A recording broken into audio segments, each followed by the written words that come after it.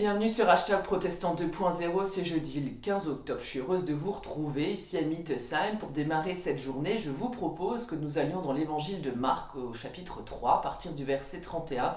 Ce matin, quelques versets qui vont nous parler de la famille de Jésus et aussi de la manière dont il les comprend et dont il est compris par eux. La mère et les frères de Jésus arrivèrent alors, ils se tinrent en dehors de la maison et lui envoyèrent quelqu'un pour l'appeler. Un grand nombre de personnes étaient assises autour de Jésus et on lui dit « Écoute, ta mère, tes frères et tes sœurs sont dehors et ils te demandent. » Jésus répondit « Qui est ma mère? Et qui sont mes frères ?»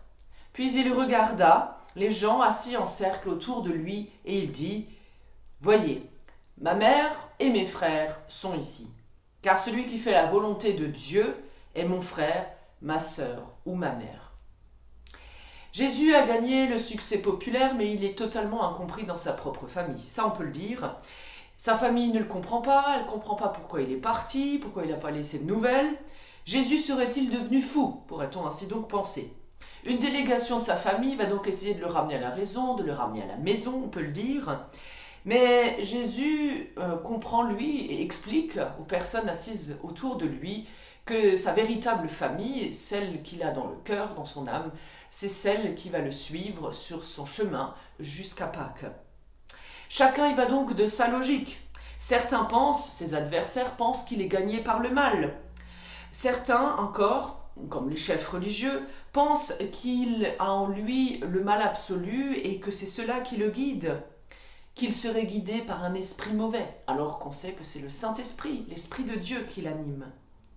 En traversant ainsi la vérité, chacun va donc s'empêcher de vivre vraiment, mais en laissant justement Dieu, par Jésus-Christ, s'approcher de chacun de nous, nous pouvons découvrir qu'il peut aussi faire partie de notre propre famille et qu'il est un vrai compagnon de route. Et je vous propose une prière qui nous vient de la communauté de Pomerol pour ce matin.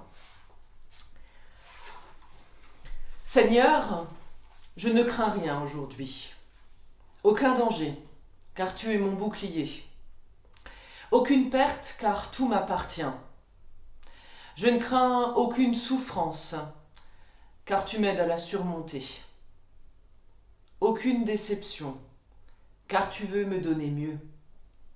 Je ne crains aucun ennemi, car il est aussi aimé de toi. Aucune difficulté, car tu m'aides à faire face. Amen. Je vous souhaite une très bonne journée dans la paix de Dieu, entre les gouttes de pluie aussi.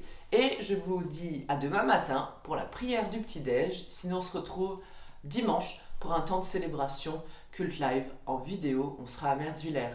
Portez-vous bien.